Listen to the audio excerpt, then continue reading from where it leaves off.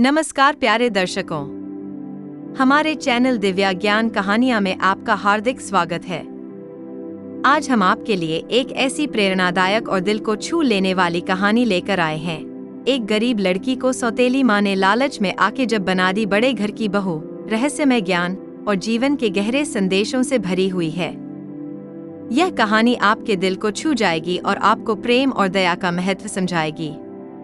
तो आइए इस अद्भुत यात्रा की शुरुआत करते हैं। हमारे इस प्रयास को समर्थन देने के लिए वीडियो को लाइक करें और चैनल को सब्सक्राइब जरूर करें। तो चलिए कथा शुरू करते हैं। प्यारे दर्शकों, यह कहानी नीलम नाम की एक लड़की की है जो एक छोटे से गांव में अपने पिता रामकुमार और सौतेली माँ शांति के साथ रहती थी। यह गांव मानो ईश्वर की गोद में बसा हुआ था। चारों ओर घने वृक्ष, हरे भरे खेत और शांत तालाबों का सौंदर्य ऐसा प्रतीत होता था जैसे सृष्टि ने अपनी सारी कला वहां बिखेर दी हो।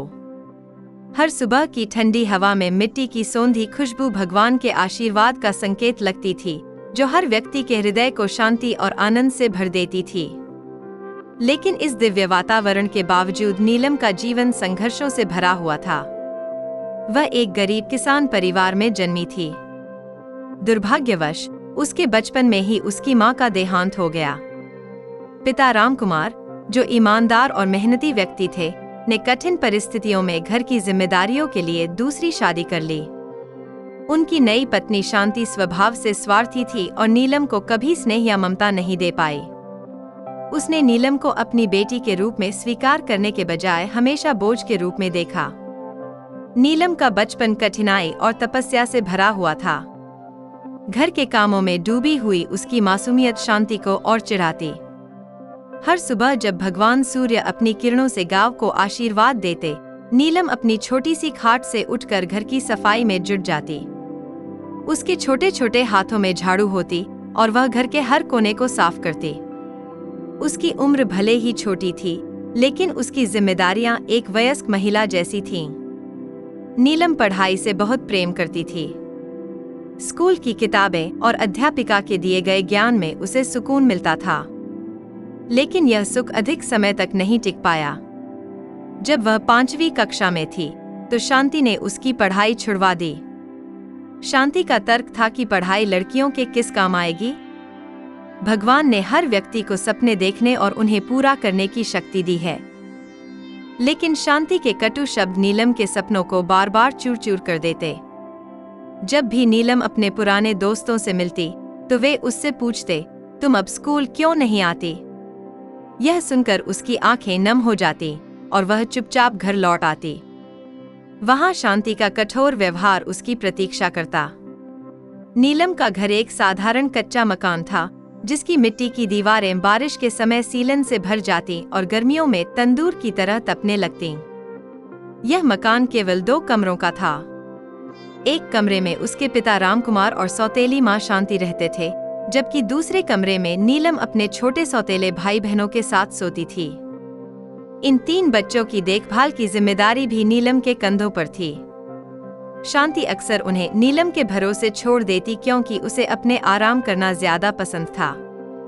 नीलम का जीवन कठिन तपस्या जैसा था। जब भी उससे कोई गलती हो जाती, शांति बिना सोचे समझे उसे दंडित करती। एक बार जब वह रोटियां बना रही थी तो गलती से रोटियां जल गईं। यह देखकर शांति का गुस्सा भड़क उठा और उसने नीलम को थप्पड़ मार दिया। नीलम की आंखों से आंसू बह निकले, लेकिन उसने कोई विरोध नहीं किया। वह सब कुछ चुपचाप सहती रही, क्योंकि उसे पता था कि कुछ कहने पर शांति का गुस्सा और बढ़ जाएगा। नीलम की दिनचर्या हर दिन एक जैसी रहती। सुबह से रात तक वह घर के कामों में लगी रहती, बच्चों की देखभाल करती और अंत में थक कर सो जाती। लेकिन जब रात गहरी हो जाती और सब सो जाते तो नीलम खिड़की के पास जाकर आसमान को निहारती। चांदनी रातों में वह तारों को देखकर सोचती, क्या मेरा जीवन भी इन तारों की तरह चमक सकता है? क्या मुझे भी कभी आजादी मिलेगी? नीलम जितनी भीतर से मासूम थी, उतनी ही बाहर से सुंदर थी। उसकी गोरी त्वचा और गहरी आंखें पूरे गांव में चर्चा का विषय थीं। लोग उसकी सुंदरता की तारीफ करते, लेकिन नीलम के लिए ये तारीफें किसी अभिशाप से कम नहीं थीं। उसे महसूस होता कि उसकी सुंदरता ही उसकी बेड़ियां बन गई थी। शांति ने नीलम की सुंदरता को एक संपत्ति के रूप में देखा, जिसे वह किसी बड़े सौदे में बदलना चाहती थी। शांति ने गांव के अमीर लोगों से मेलजोल बढ़ाना शुरू कर दिया। उसका इरादा साफ था, वह नीलम को पैसे के बदले किसी अमीर घर में ब्याह देना चाहती थी। उसने अपने मन में कई योजनाएं बनाईं। अगर किसी बड़े आदमी से इसका रिश्ता तय हो जाए तो मैं इसे बड़ी रकम में दे सकती हूँ। लेकिन यह बात उसने कभी नीलम से सीधे नहीं कही। नीलम का जीवन अकेलेपन से भरा हुआ था। उसके पास कोई सच्चा दोस्त नहीं था जिससे वह अपने दिल की बातें कर सके। गांव में वह अक्सर अकेली नजर आती। जब बाकी लड़कियां अपने परिवार के साथ समय बिताती, नीलम घर के कामों में उलझी रहती। उसकी उम्र के बच्चे खेलते, हंसते और मौजमस्ती करते, लेकिन नीलम के लिए यह सब एक सपना जैसा था। रात के समय जब वह छत पर जाकर तारों को देखती तो उसके मन में सवाल उठता, क्या मेरा जीवन भी इन तारों से भरे आसमान जैसा हो सकता है अगर मुझे मौका मिले? लेकिन इस सवाल के साथ एक डर भी हमेशा उसके मन में रहता, शांति मुझे यह आज़ादी कभी नहीं देगी। धीरे धीरे नीलम की सुंदरता की चर्चा पूरे गांव में फैलने लगी। उसकी मासूमियत और दिव्यता लोगों के दिलों को छू जाती थी। यह चर्चा गांव के सबसे प्रभावशाली और धनी व्यक्ति रणधीर ठाकुर तक भी पहुंची। रणधीर ठाकुर के पास बड़े बड़े खेत, आलीशान हवेली और कई नौकर चाकर थे। उनका नाम सुनते ही लोग उनकी संपत्ति और शक्ति का बखान करने लगते। सौतेली मां शांति के मन में लालच का बीज अंकुरित हो चुका था। उसने महसूस किया कि ठाकुर का आना एक स्वर्णिम अवसर है, जिसे वह किसी भी कीमत पर खोना नहीं चाहती थी। शांति ने बड़े आदर और विनम्रता के साथ ठाकुर का स्वागत किया और उन्हें बैठने के लिए स्थान दिया। रणधीर ठाकुर का इतिहास अत्यंत प्रभावशाली था। उनका परिवार पीढ़ियों से इस गांव और आसपास के क्षेत्र पर प्रभाव रखता आया था। उनकी हवेली गांव से कुछ दूरी पर स्थित थी, लेकिन उसकी भव्यता और शान और शौकत गांव के हर व्यक्ति को मोहित कर देती थी। गांव के ज्यादातर खेत ठाकुर के स्वामित्व में थे और शेष किसान उनकी भूमि पर मजदूरी करते थे। गांव के लोग उनकी शक्ति और प्रभाव से भयभीत रहते थे, क्योंकि उनकी अवहेलना करने वालों को बर्बादी का सामना करना पड़ता था। रणधीर ठाकुर का बेटा विवेक ठाकुर अपने पिता से भी अधिक घमंडी और निर्दयी था। उसकी रहस्यमयी निगाहें और क्रूर स्वभाव गांव के लोगों में डर पैदा करते थे। महिलाओं के प्रति उसके अनुचित व्यवहार की कहानियां पूरे गांव में सुनी जाती थी, लेकिन ठाकुर परिवार की ताकत के सामने कोई विरोध करने की हिम्मत नहीं करता था।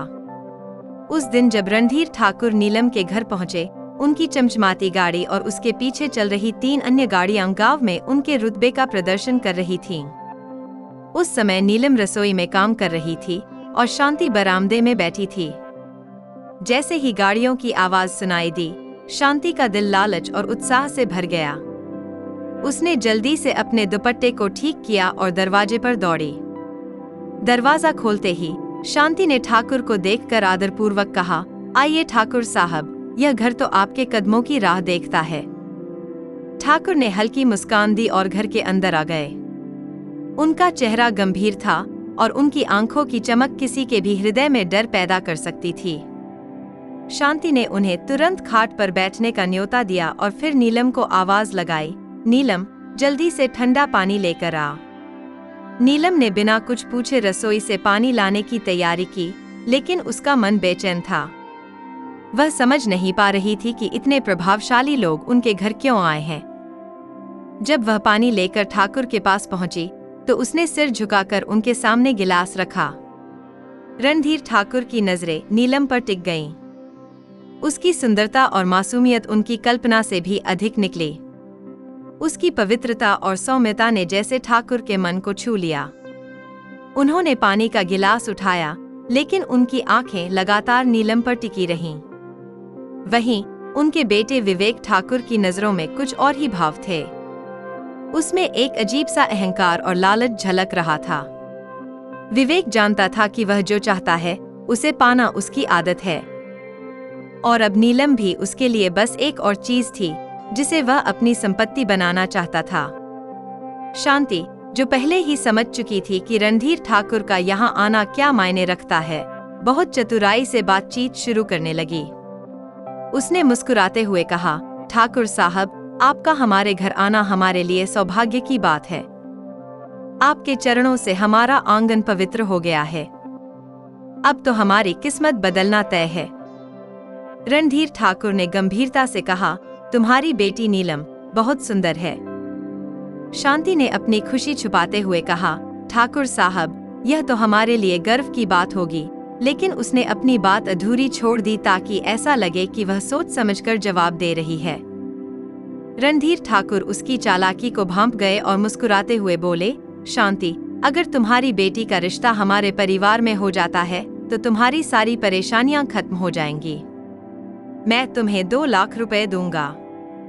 इन पैसों से तुम्हारी पूरी जिंदगी बदल सकती है। शांति का दिल तेजी से धड़कने लगा। 2 लाख रुपए उसके लिए किसी सपने से कम नहीं थे। उसकी आंखों में लालच साफ झलकने लगा, लेकिन उसने खुद को संयत रखते हुए कहा, ठाकुर साहब, आप सही कह रहे हैं, लेकिन मेरी बेटी बहुत मासूम है। वह इन सब बातों को नहीं समझेगी। धीरेंद्र ने उसकी बात बीच में ही काटते हुए कहा, तुम्हें उसकी चिंता करने की जरूरत नहीं है। हमारे घर में वह रानी की तरह रहेगी। उसे किसी चीज की कमी नहीं होगी। बस तुम्हारी हाँ चाहिए। विवेक, जो अब तक चुपचाप अपने पिता की बातें सुन रहा था, अपनी भावनाएं छुपा नहीं सका। उसकी आंखों में गुस्सा और असंतोष झलक रहा था। वह नीलम को अपने तरीके से पाना चाहता था, बिना किसी परंपरा या शादी के बंधन के। शांति के मन में अब कोई संदेह नहीं था। 2 लाख रुपए उसकी जिंदगी बदल सकते थे। उसने नीलम के भविष्य के बजाय अपने स्वार्थ को प्राथमिकता दी। उसके मन में बस यही विचार था कि इन पैसों से वह एक बड़ा घर बना सकती है और समाज में सम्मान पा सकती है। थोड़ा नाटक करते हुए उसने कहा, ठाकुर साहब, हम गरीब लोग हैं। हमें इस बारे में सोचने के लिए थोड़ा समय चाहिए। धीरेंद्र ने उसकी चालाकी समझते हुए कहा, ठीक है, सोच लो, लेकिन ज्यादा वक्त नहीं है। मैं चाहता हूं कि शादी 1 हफ्ते में हो जाए। तुम्हें पैसे मिल जाएंगे। बस ध्यान रखना कि नीलम आज से घर से बाहर नहीं जाएगी। हमें नहीं चाहिए कि उसकी सुंदरता पर किसी और की नजर पड़े। शांति ने सिर हिलाते हुए हामी भरी। उसकी आंखों में खुशी और लालच की झलक साफ दिख रही थी। उसने मन ही मन सोचा, अगर मैंने 2 लाख की बजाय 4 लाख मांग लिए होते तो शायद वह भी दे देते। नीलम को इस सब की कोई जानकारी नहीं थी। जब ठाकुर और उनके लोग चले गए तो शांति ने नीलम को पास बुलाया और कहा, अब से तुम घर के बाहर नहीं जाओगी और कोई काम भी नहीं करोगी। तुम्हारे लिए एक बड़ा रिश्ता आया है। नीलम ने हैरानी से पूछा, रिश्ता? किसका? शांति ने कहा, रणधीर ठाकुर के बेटे विवेक का। वह बहुत अमीर है। तुम्हें बस आराम से रहना होगा। कोई काम नहीं करना पड़ेगा। यह सुनकर नीलम स्तब्ध रह गई। उसने कभी सपने में भी नहीं सोचा था कि उसकी जिंदगी में इस तरह का बदलाव आएगा। उसका मन घबराहट और असमंजस से भर गया, लेकिन उसने कुछ नहीं कहा। उसे यह सब समझने में समय लग रहा था। उसे पता था कि उसकी सौतेली माँ शांति उसकी भलाई के बारे में कभी नहीं सोचती, लेकिन यह अचानक तय हुई शादी उसके लिए एक अनिश्चित और भयावह भविष्य का संकेत दे रही थी।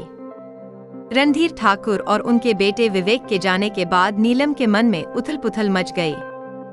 वह समझ नहीं पा रही थी कि उसकी जिंदगी में इतनी जल्दी और अचानक यह बदलाव क्यों आ रहा है। उसके मन में सवालों का सैलाब उमड़ पड़ा। ऐसे बड़े लोग हमारे जैसे गरीबों के घर रिश्ता क्यों लेकर आए हैं? वह इन सवालों के उत्तर ढूंढने की कोशिश करती रही, लेकिन कोई जवाब नहीं मिला। शांति ने उसे केवल इतना बताया कि अब से वह घर के बाहर नहीं जा सकेगी। यह सुनकर नीलम और भी घबरा गई। उसे लगने लगा कि उसकी जिंदगी अब किसी कैद खाने में बदलने वाली है, जहां उसकी इच्छाओं और स्वतंत्रता को पूरी तरह से कुचल दिया जाएगा। वह खिड़की से बाहर झांकने लगी। गांव के बच्चे खेल रहे थे, महिलाएं अपने घरों के बाहर झाड़ू लगा रही थी और पुरुष खेतों की ओर जा रहे थे। ये सब दृश्य पहले नीलम के लिए बहुत साधारण थे, लेकिन अब ये उसे पराई और अनमोल लगने लगे। उसे लगने लगा जैसे वह इन सब चीजों से हमेशा के लिए दूर होती जा रही है। वह सोचने लगी, क्या यह वही जिंदगी है जिसका मैंने कभी सपना देखा था? रात होने पर जब सब सोने चले गए तो नीलम अपने बिस्तर पर अकेली बैठी थी। उसके मन में विचारों का एक तूफान चल रहा था। उसे अपने बचपन की यादें ताजा हो आई। वह दिन जब वह बिना किसी चिंता के अपने दोस्तों के साथ खेला करती थी, स्कूल जाती थी और उसके पिता रामकुमार उसे खुश रखने की हर संभव कोशिश करते थे। लेकिन अब सब कुछ बदल चुका था। उधर शांति अपने मन में नई योजनाएं बना रही थी। वह सोच रही थी, 2 लाख रुपए किसी खजाने से कम नहीं। अब मुझे किसी बात की चिंता करने की जरूरत नहीं है। उसने मन ही मन कल्पना की कि इन पैसों से वह एक बड़ा घर बनवा सकती है, नई साड़ियां खरीद सकती है और गांव में अपनी प्रतिष्ठा बढ़ा सकती है। उसकी आंखों में लालच की चमक साफ नजर आ रही थी। नीलम पूरी तरह अनजान थी। उसे समझ नहीं आ रहा था कि शांति अचानक इतनी खुश क्यों दिख रही है। उधर ठाकुर की हवेली में विवेक अपने कमरे में बैठा नीलम के बारे में सोच रहा था। उसकी आंखों में एक अजीब सी चमक थी। विवेक के स्वभाव में क्रूरता और अहंकार भरा हुआ था। वह अपनी इच्छाओं को पूरा करने के लिए किसी भी हद तक जा सकता था। उसने नीलम की मासूमियत और सुंदरता को देखा था, लेकिन उसके मन में नीलम के प्रति कोई सच्ची भावना नहीं थी। विवेक के मन में एक चालाक योजना बन रही थी। उसने सोचा, पिता ने मुझे बिना मेरी मर्जी के शादी में बांधने की कोशिश की है, लेकिन नीलम मेरे लिए सिर्फ एक वस्तु नहीं बल्कि एक चुनौती है और मुझे उसे अपने तरीके से हासिल करना है। इस बीच ठाकुर परिवार ने शादी की तैयारियां शुरू कर दी थीं। हवेली में हलचल मची हुई थी। नौकर चाकर दिन रात काम में जुटे हुए थे। रणधीर ठाकुर ने ठान लिया था कि यह शादी पूरे गांव में एक मिसाल बनेगी। शादी के लिए गांव के बाहर एक विशाल पंडाल लगाया जा रहा था। पकवानों की तैयारियां हो रही थीं। गांव के लोग इस भव्य आयोजन को लेकर उत्साहित थे, लेकिन नीलम के मन में डर गहराता जा रहा था। रामकुमार ने नीलम के कमरे में आकर उसे देखा। उसके चेहरे पर चिंता के भाव साफ झलक रहे थे। वह जानते थे कि नीलम इस शादी से खुश नहीं है, लेकिन वह कुछ नहीं कर सकते थे। उनके पास न तो शक्ति थी और न ही साधन कि वे ठाकुर परिवार के खिलाफ खड़े हो सकें। रामकुमार ने नीलम के सिर पर हाथ फेरते हुए कहा, बेटी, मैं जानता हूं कि यह सब अचानक हो रहा है और तुझे यह अजीब लग रहा होगा, लेकिन याद रखना, मैं हमेशा तेरे साथ हूं। अगर तुझे कोई तकलीफ हो तो मुझे जरूर बताना। नीलम ने अपने पिता की आंखों में देखा। वह कुछ कहना चाहती थी, लेकिन शब्द उसके होठों तक नहीं आ पाए। उसकी आंखों से आंसू बह निकले। रामकुमार ने उसे गले से लगा लिया। वह जानते थे कि उनकी बेटी कितनी मासूम और समझदार है, लेकिन इस परिस्थिति में उनकी बेबसी उन्हें भीतर से तोड़ रही थी। लेकिन इस कठोर दुनिया की सच्चाई से नीलम अब तक अनजान थी। उधर रामकुमार के मन में भी सवालों का सैलाब उमड़ रहा था। इतने बड़े लोग अचानक हमारी बेटी से शादी क्यों करना चाहते हैं? लेकिन शांति से इस बारे में कुछ पूछने की हिम्मत वह नहीं जुटा पाए। शांति का कठोर स्वभाव उन्हें हमेशा डराता था। वह जानते थे कि अगर उन्होंने कोई सवाल उठाया तो शांति उन्हें अपमानित कर देगी। रात में जब नीलम अपने बिस्तर पर सोने की कोशिश कर रही थी, तो वही सवाल और डर उसे बार बार परेशान कर रहे थे। उसने अपनी आंखें बंद की, लेकिन उसके मन में अनिश्चितता और भय का अंधेरा गहराता रहा। उसे एक सपना आया। उसने खुद को एक बड़े पंडाल में खड़ा पाया, जहां चारों ओर लोग हंस रहे थे, ढोलन गाड़े बज रहे थे और रंग बिरंगे कपड़ों में सजे लोग नाच रहे थे। लेकिन नीलम के पैर बंधे हुए थे। वह कहीं भी जाने की कोशिश करती तो उसे महसूस होता कि कोई अदृश्य ताकत उसे रोक रही है।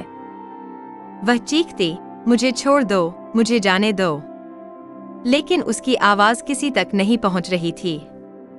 सपने में उसने विवेक ठाकुर को अपनी ओर बढ़ते देखा। उसकी आंखों में एक खतरनाक चमक थी। वह ऐसे बढ़ रहा था जैसे कोई शिकारी अपने शिकार की ओर बढ़ता है। नीलम ने भागने की कोशिश की, लेकिन उसके पैरों की जंजीरें उसे रोक रही थीं।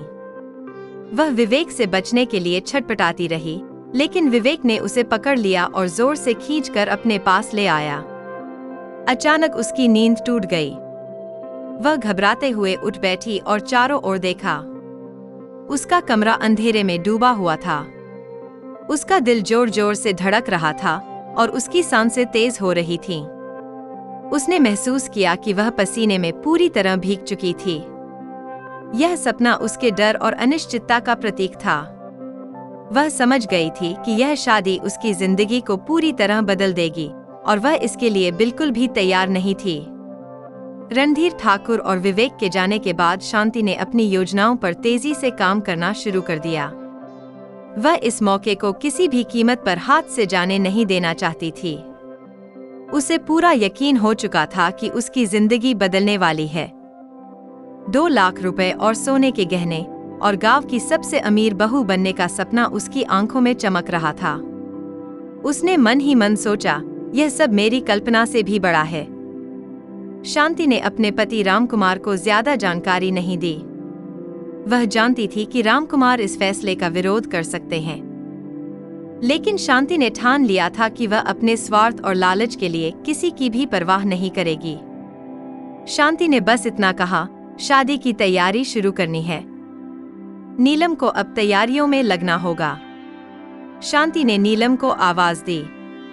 नीलम, जो अभी भी अपने कमरे में अकेली बैठी थी और गहरी सोच में डूबी थी, अपनी सौतेली माँ की आवाज सुनकर बाहर आई।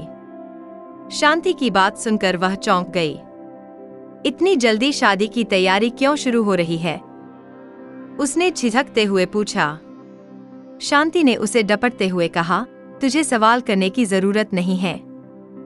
जो हम कह रहे हैं वही करना होगा। शादी अगले हफ्ते है और हमें बहुत सारी तैयारियां करनी हैं। शांति की आवाज में कठोरता थी, लेकिन उसके चेहरे पर खुशी की झलक साफ दिख रही थी। नीलम के लिए यह समय बेहद कठिन था। वह पूरी तरह उलझन में थी। उसकी जिंदगी में अचानक आए इस बदलाव ने उसे भीतर से झकझोर दिया था। उसे विवेक ठाकुर के बारे में कुछ भी नहीं पता था और सबसे बड़ी बात यह थी कि वह इस शादी के लिए मानसिक रूप से तैयार नहीं थी। हर बार जब वह इस शादी के बारे में सोचती, उसके मन में एक अजीब सी बेचैनी और घबराहट होने लगती। क्या मुझे सच में इस आदमी से शादी करनी चाहिए? उसने अपने आप से सवाल किया, लेकिन उसे मालूम था कि उसके पास कोई और विकल्प नहीं है। उसकी सौतेली माँ ने अपना फैसला कर लिया था और वह अपनी माँ के खिलाफ कुछ भी कहने की हिम्मत नहीं जुटा पा रही थी। रात को जब नीलम बिस्तर पर लेटी तो उसकी आंखों से नींद कोसों दूर थी। उसे विवेक ठाकुर की आंखें याद आने लगीं, वो आंखें जो उसने पहली बार उसे देखने के समय देखी थीं। उन आंखों में एक अजीब सी चमक थी, जैसे विवेक ने पहले ही तय कर लिया हो कि वह नीलम को हर हाल में अपना बनाएगा। नीलम को उसकी उन निगाहों से डर लगने लगा। वो आदमी कैसा होगा? क्या वह मुझे समझ पाएगा? इन सवालों की बाढ़ उसके मन में उमड़ पड़ी। उसे अपने भविष्य की चिंता सताने लगी, लेकिन उसके पास इस कैद से निकलने का कोई रास्ता नहीं था। उसकी दुनिया अचानक सिकुड़ गई थी और वह असहाय महसूस कर रही थी। अगले दिन से शादी की तैयारियां जोर शोर से शुरू हो गईं। शांति ने गांव के सभी लोगों को बुलाना शुरू कर दिया। घर के बाहर पंडाल लगवाने का काम भी शुरू हो गया। गांव की औरतें नीलम को सजी जी देखकर उसकी तारीफें करने लगीं। नीलम, तू तो इस शादी में राजकुमारी जैसी लग रही है, एक औरत ने कहा। लेकिन नीलम के चेहरे पर कोई मुस्कान नहीं थी। वह हर तारीफ के पीछे छिपी हुई सच्चाई को समझने की कोशिश कर रही थी। उसके मन में बार बार सवाल उठ रहे थे, क्या ये लोग सच में मेरी खुशी के बारे में सोच रहे हैं? जब नीलम को शादी के लिए कपड़े पहनाए जा रहे थे तो उसे अजीब सा महसूस हुआ। भारी भरकम लाल जोड़े में उसने खुद को असहाय पाया। उसने कभी इतने गहने और इतने भव्य कपड़े नहीं पहने थे। नीलम ने आईने में खुद को देखा। वह एक सजी जी दुल्हन की तरह दिख रही थी। लेकिन उसके चेहरे पर चिंता और उदासी के भाव साफ झलक रहे थे। उसकी आंखों में कोई खुशी नहीं थी, बस डर, बेचैनी और एक अनिश्चित भविष्य का साया मंडरा रहा था। बल्कि उसके चेहरे पर डर और उलझन के भाव साफ झलक रहे थे। शांति ने उसे डांटते हुए कहा, तू क्यों ऐसे मुंह बना रही है? तुझे पता भी है तेरे भाग्य कितने बड़े हैं। रणधीर ठाकुर के घर जा रही है, वहां तुझे किसी चीज की कमी नहीं होगी। नीलम चुप रही। उसे कुछ भी कहने का मन नहीं हुआ। वह जानती थी कि उसकी माँ उसकी भावनाओं को कभी नहीं समझेगी। उधर ठाकुर के घर में भी शादी की तैयारियां जोरों पर थीं। लेकिन विवेक ठाकुर इन तैयारियों से उत्साहित नहीं था। वह शादी के पूरे आयोजन को सिर्फ एक औपचारिकता मान रहा था। विवेक के मन में शादी को लेकर कोई विशेष उत्साह नहीं था। वह इसे एक बंधन समझता था जो उसकी आजादी छीन सकता था। उसने अपने दोस्तों से कहा, यह शादी तो बस एक दिखावा है। मेरे लिए इसका कोई मतलब नहीं है। मुझे बस नीलम चाहिए और उसे हासिल करने का यही तरीका है। विवेक के मन में नीलम के प्रति कोई सच्चा प्यार नहीं था। वह उसे केवल एक औरत के रूप में देखता था जिसे वह अपने तरीके से पाना चाहता था। शादी उसके लिए सिर्फ एक औपचारिकता थी जो समाज और परिवार के दबाव में करनी पड़ रही थी। जैसे जैसे शादी का दिन करीब आने लगा, शांति ने नीलम को विदाई की तैयारियों में भी शामिल कर लिया। नीलम के लिए यह सब बहुत अजीब और अप्रिय था। उसे अपने पिता रामकुमार की बहुत याद आने लगी। वह जानती थी कि उसके पिता इस शादी से खुश नहीं थे, लेकिन वे कुछ भी करने में असमर्थ थे। एक दिन रामकुमार ने नीलम से कहा, बेटी, अगर तुझे कुछ भी ठीक न लग रहा हो तो मुझे बता देना। मैं कुछ भी करने को तैयार हूँ। लेकिन नीलम ने अपने पिता को कोई जवाब नहीं दिया। वह जानती थी कि उनके पास इस स्थिति से बाहर निकलने का कोई रास्ता नहीं था। विदाई की तैयारियां भी शुरू हो चुकी थीं। गांव की औरतें नीलम को घेरे हुए बैठी थी और उसे सजाने संवारने में लगी थीं। नीलम को यह सब बिल्कुल अच्छा नहीं लग रहा था। रात को जब वह सोने की कोशिश कर रही थी, उसे एक और सपना आया। सपने में उसने खुद को एक अंधेरे कमरे में कैद पाया। कमरे की दीवारें काली और ठंडी थीं। वह बार बार दरवाजा खोलने की कोशिश कर रही थी, लेकिन दरवाजा बंद था। अचानक उसे विवेक ठाकुर की आवाज सुनाई दी, जो कह रहा था, तू इस कमरे से कभी बाहर नहीं निकल सकेगी।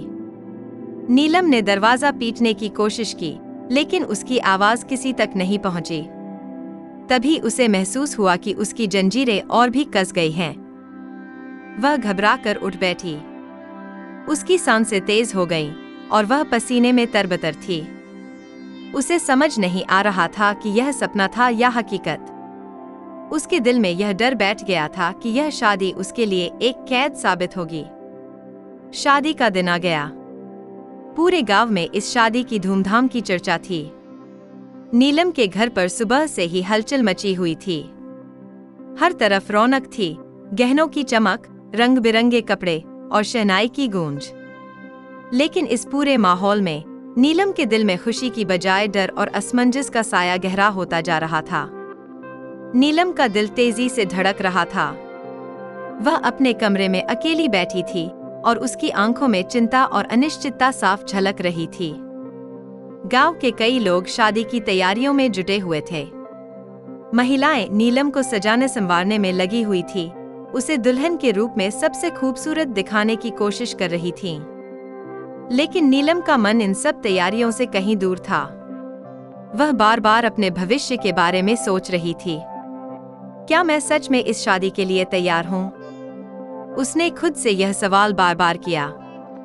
महिलाओं ने उसे लाल रंग का भारी भरकम लहंगा पहनाया, जो सोने की कढ़ाई से सजा हुआ था। उसके माथे पर झील, मांग टीका और नाक में एक बड़ी सी नथ थी, जो उसकी सुंदरता को और बढ़ा रही थी। उसकी आंखों में काजल और होठों पर हल्का गुलाबी रंग उसकी मासूमियत में गहराई जोड़ रहे थे। जब नीलम आईने के सामने खड़ी हुई, तो उसे अपनी ही परछाई पहचान में नहीं आई। वह एक बेहद खूबसूरत दुल्हन की तरह दिख रही थी, लेकिन उसके चेहरे पर खुशी की जगह एक गहरी उदासी थी।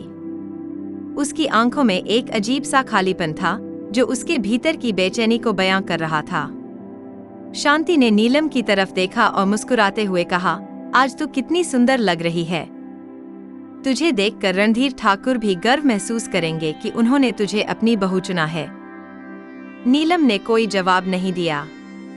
उसने अपनी माँ की बात सुनी, लेकिन उसके मन में सवाल और डर की हलचल मची हुई थी। उधर ठाकुर परिवार की हवेली में भी तैयारियां जोरों पर थीं। विवेक ठाकुर को शादी के जोड़े में सजाया जा रहा था। उसने एक भारी शेरवानी पहनी हुई थी जिसमें सोने के बटन और महीन कढ़ाई की सजावट थी। उसके चेहरे पर हल्की मुस्कान थी, लेकिन उसकी आंखों में वही घमंड और कठोरता साफ झलक रही थी जो नीलम ने पहली मुलाकात में देखी थी। विवेक का मन इस शादी को लेकर उलझन में था। उसे यह बात पसंद नहीं आ रही थी कि वह इस शादी के बंधन में बंधने जा रहा है। मुझे तो बस नीलम चाहिए थी, लेकिन यह शादी मेरे लिए क्यों जरूरी है? उसने खुद से सवाल किया। विवेक का असली मकसद केवल नीलम को पाना था, लेकिन शादी के नाम पर वह खुद को बांधता हुआ महसूस कर रहा था। उसने अपने पिता से पहले भी कहा था कि उसे शादी की कोई जरूरत नहीं है। यह सब होते हुए भी दोनों परिवारों की तैयारियां अपनी जगह जारी थीं। लेकिन नीलम और विवेक दोनों ही इस शादी से अलग अलग कारणों से असंतुष्ट और उलझन में थे। लेकिन रणधीर ठाकुर ने यह फैसला विवेक के विरोध के बावजूद लिया। धीरेंद्र को शादी के जरिए गांव और अपने दोस्तों के सामने अपनी शान और रुतबा स्थापित करना था।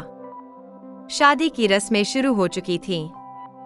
गांव के बाहर बने बड़े पंडाल में हर तरफ रोशनी की चमक थी, चारों ओर फूलों की सजावट हो रही थी और संगीत की धुन हवा में गूंज रही थी। यह शादी गांव के इतिहास की सबसे बड़ी और भव्य शादी बन चुकी थी। ठाकुर परिवार ने इस आयोजन को इतना भव्य बना दिया था कि हर कोई मंत्रमुग्ध हो रहा था। विवेक ठाकुर बारात के साथ गांव में पहुंच चुका था। बारात में बड़ी बड़ी गाड़ियां थीं, जो ठाकुर परिवार की शान और शौकत को प्रदर्शित कर रही थीं। घोड़े पर सवार लोग, बैंड बाजा की धुन और नाचते गाते लोग इस शादी को और भी भव्य बना रहे थे। जब विवेक घोड़ी से उतरा तो नीलम के घर वालों ने उसकी आरती उतारी। पंडाल में नीलम को भी मंडप में लाया जा रहा था। कुछ महिलाएं उसे सहारा दे रही थी ताकि उसकी भारी साड़ी का वजन उसे लड़खड़ाने न दे। जब नीलम मंडप में पहुंची और उसकी नजरें विवेक ठाकुर पर पड़ी, तो उसकी आंखों में उसके लिए कोई स्नेह या अपनापन नहीं था। वह उसे एक अजनबी की तरह देख रही थी, जैसे किसी अनजान दुनिया में खड़ी हो। शादी की रस्में धीरे धीरे आगे बढ़ रही थी, लेकिन नीलम के मन में लगातार सवाल उठ रहे थे। वह विवेक की ओर देख रही थी, लेकिन उसके मन में कोई भावनात्मक जुड़ाव नहीं हो पा रहा था। क्या यह आदमी सच में मेरे साथ जिंदगी बिताने वाला है? उसने खुद से सवाल किया। उसकी नजरें अपने पिता रामकुमार की ओर चली गईं, जो अपनी आंखों में आंसू लिए खड़े थे। रामकुमार अपनी बेटी की विदाई को लेकर बहुत भावुक थे। उन्हें दुख था कि वह अपनी बेटी के लिए कुछ नहीं कर सके, लेकिन उन्होंने खुद को शांत किया और सोचा, शायद यह नीलम के लिए अच्छा होगा। रणधीर ठाकुर का परिवार अमीर है। नीलम के मन में इस शादी को लेकर डर और अनिश्चितता का बादल छाया हुआ था।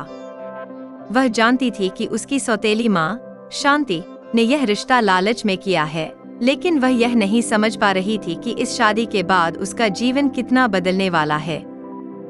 फेरों के समय, जब पंडित जी मंत्र पढ़ रहे थे और नीलम और विवेक ठाकुर अग्नि के चारों ओर घूम रहे थे, नीलम का मन और भी ज्यादा उलझ गया। हर कदम के साथ वह खुद को कमजोर महसूस कर रही थी। हर फेर उसे एक बंधन की तरह लग रहा था, जो उसे अंधेरे और अनिश्चित भविष्य की ओर खींच रहा था। उसने विवेक की ओर देखा, जो बिल्कुल शांत और भावहीन था। उसकी आंखों में ना कोई प्यार था, ना कोई जुड़ाव। विवेक के लिए यह रस्में बस एक औपचारिकता थीं, जिन्हें वह निभा रहा था। मैं इस आदमी के साथ कैसे रहूंगी? नीलम ने खुद से यह सवाल बार बार पूछा। पंडित जी ने विवेक से नीलम की मांग में सिंदूर भरने को कहा, तो नीलम को एक अजीब सी घबराहट हुई। उसे ऐसा लगा जैसे यह सिंदूर उसकी आजादी को पूरी तरह से खत्म कर देगा, लेकिन उसने खुद को संभाला और अपनी आंखें बंद कर ली। फेरों और बाकी रस्मों के बाद विदाई का समय आ गया। यह नीलम के लिए सबसे कठिन क्षण था। उसकी आंखों में आंसू थे और वह अपने पिता रामकुमार से दूर होने का ख्याल भी बर्दाश्त नहीं कर पा रही थी। जब विदाई की रस्म शुरू हुई, नीलम अपने पिता के गले लगकर रो पड़ी। रामकुमार भी अपनी भावनाओं को छिपा नहीं पाए और उनकी आंखों से आंसू बहने लगे। वह जानते थे कि उनकी बेटी अब एक नई जिंदगी शुरू करने जा रही है, लेकिन उन्हें यह डर भी था कि क्या वह खुश रह पाएगी। शांति ने नीलम से कहा, अब तू ठाकुर परिवार की बहू है। वहां तुझे किसी चीज की कमी नहीं होगी। अपनी माँ को मत भूलना और वहां जाकर खुश रहना। नीलम ने सिर झुका लिया और बिना कुछ कहे अपनी माँ की बात मान ली। विदाई के बाद जब नीलम को विदा किया गया, उसका दिल बहुत भारी हो चुका था। वह अपने पिता रामकुमार से दूर हो रही थी और उसकी आंखों से लगातार आंसू बह रहे थे। सजीव जी दुल्हन के रूप में वह गाड़ी में बैठी हुई थी, लेकिन उसके मन में खुशी की कोई भावना नहीं थी। गाड़ी धीरे धीरे ठाकुर की हवेली की ओर बढ़ रही थी। यह वही हवेली थी जिसके बारे में नीलम ने सिर्फ सुना था, लेकिन कभी देखा नहीं था। गांव में यह हवेली रहस्यमय और प्रभावशाली मानी जाती थी, लेकिन नीलम के मन में इसके बारे में कोई अच्छी धारणा नहीं थी।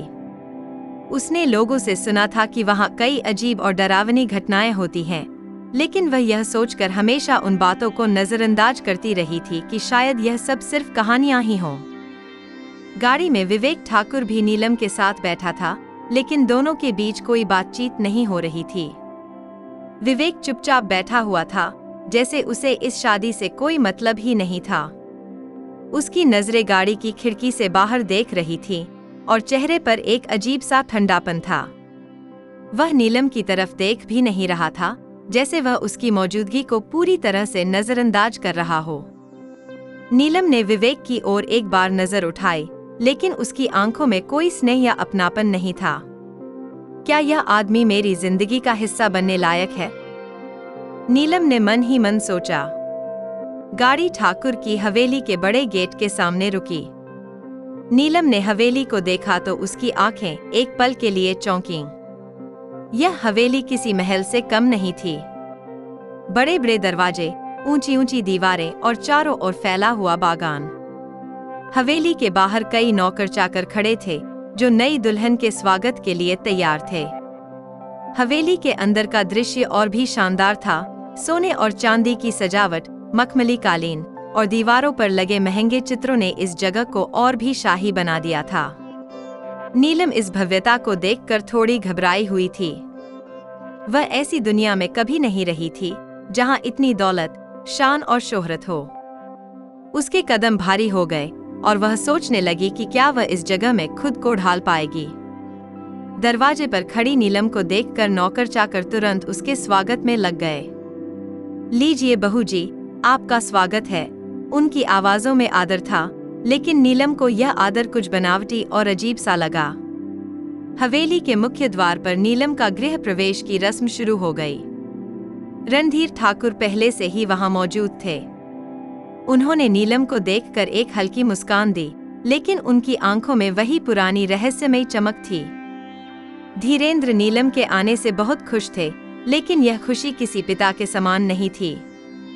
उनकी आंखों में एक अजीब सी आकांक्षा थी, जिसे नीलम ने पहले भी महसूस किया था, लेकिन वह इसे समझने में असमर्थ थी।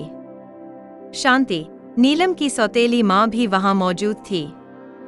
उसने नीलम को देखकर गर्व भरी नजर डाली। उसे यह देखकर बहुत खुशी हो रही थी कि उसकी बेटी अब ठाकुर परिवार की बहू बन चुकी है। अब मेरी बेटी इस हवेली की मालकिन है और यह मेरे लिए भी एक बड़ी जीत है, शांति ने सोचा। गृह प्रवेश की रस्म पूरी होने के बाद नीलम को ठाकुर परिवार के बाकी सदस्यों से मिलवाया गया। हवेली के कई हिस्से ऐसे थे जिन्हें उसने पहले कभी नहीं देखा था।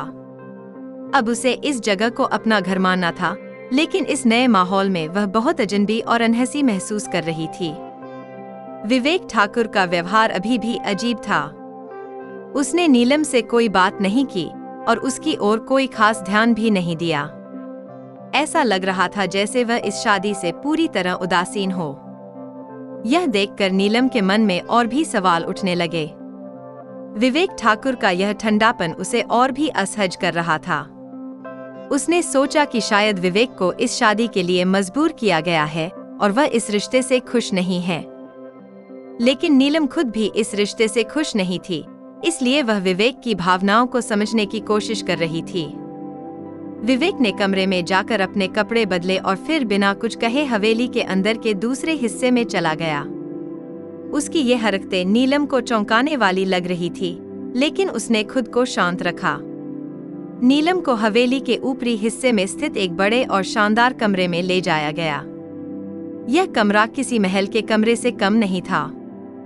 दीवारों पर सुंदर चित्र और सोने की सजावट थी। बिस्तर इतना बड़ा था कि उस पर 5 लोग आराम से सो सकते थे। कमरे के कोने में एक सुंदर नक्काशीदार दरवाजा था, जो पुराने समय की महलनुमा चीजों का हिस्सा लगता था। नीलम को यह कमरा देखकर आश्चर्य हुआ, लेकिन उसने महसूस किया कि वह इसमें सहज महसूस कर रही थी। यह मेरा घर नहीं है, उसने सोचा।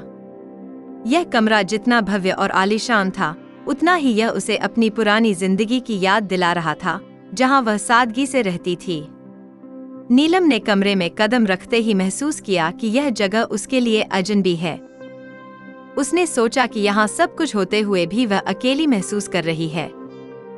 उसने कमरे के चारों ओर नजर घुमाई और वहां की हर छोटी छोटी चीज का निरीक्षण करने लगी। उसे इस नए जीवन में बहुत सारी नई चीजों का सामना करना था, लेकिन उसका मन अब भी अपने पुराने जीवन में ही अटका हुआ था। रात को जब नीलम अपने नए कमरे में अकेली थी, उसे बहुत डर लगने लगा। उसकी आंखों से आंसू बह रहे थे। यह मेरी जिंदगी कैसे बदल गई? उसने खुद से सवाल किया। वह सोच रही थी कि अब वह अपने पिता और अपने पुराने घर से कितनी दूर हो गई है। उसे अपने पिता की याद आने लगी, जो हमेशा उसके साथ रहते थे। अब वह एक नई जगह पर थी, जहां सब कुछ अजनबी था। नीलम ने अपने बिस्तर पर लेटकर सोने की कोशिश की, लेकिन उसे नींद नहीं आ रही थी। उसकी मां बार बार उसके मन में उभर रही थी, जब उसने विवेक ठाकुर की आंखों में उस ठंडेपन और कुंठा को महसूस किया था। वह यह सोचकर डरने लगी कि विवेक ठाकुर के साथ उसका भविष्य कैसा होगा। रात के गहरे सन्नाटे में नीलम को ठाकुर हवेली के बाहर से अजीब सी आवाजें सुनाई देने लगीं। वह अचानक उठ बैठी और ध्यान से सुनने लगी। हवेली का सन्नाटा उसे डरावना लगने लगा था। उसे बाहर से किसी के चलने की आवाज सुनाई दी, जैसे कोई उसके कमरे के पास आ और जा रहा हो। नीलम ने धीरे से कमरे का दरवाजा खोला और बाहर देखा। कुछ नौकर खड़े थे, लेकिन उनके चेहरों पर एक अजीब सी गंभीरता थी। वे आपस में कुछ फुसफुसा रहे थे, जिसे नीलम समझ नहीं पाई। उसने खुद से सोचा कि शायद यह सब उसके मन का वहम है, लेकिन फिर भी उसके दिल में एक अजीब सा डर बैठ गया। उसे ऐसा लगने लगा कि इस हवेली में कुछ तो ऐसा है जिसे उससे छुपाया जा रहा है। रात के अंधेरे में नीलम को विवेक ठाकुर के बारे में सोचकर और भी अजीब महसूस होने लगा। उसने अब तक विवेक से कोई खास बातचीत नहीं की थी, लेकिन विवेक की आंखों में उसे कुछ असामान्य जरूर लगा था। विवेक का व्यवहार उसके लिए एक पहेली बन गया था। उसकी नजरों में ना तो प्यार था, ना कोई लगाव, लेकिन उसके भीतर छिपा हुआ गुस्सा और घमंड साफ झलक रहा था। क्या वह मुझे कुछ छुपा रहा है? नीलम ने खुद से सवाल किया।